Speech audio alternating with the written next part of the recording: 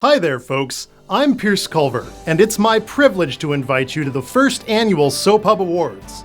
Unlike other awards shows, this is your chance to vote for your favorite performers, and to see them being recognized for the characters that you like best. You can cast your ballot right now, and don't wait too long because polling closes on August 8th. The show itself will be streamed live on August 29th, and we'll look forward to seeing you there. There's a sense of panicked desperation surrounding Bill as he realizes what he's done, and he makes frantic efforts at mitigating the disaster. Florence is feeling a similar sort of emotion too, knowing that she only has one chance at being rescued by Wyatt. Mind you, Wyatt himself is in the midst of being seduced by Sally, but there's still a last-minute chance that he'll see Florence's secret message. We're certainly seeing a turning point, but is someone's head about to spin?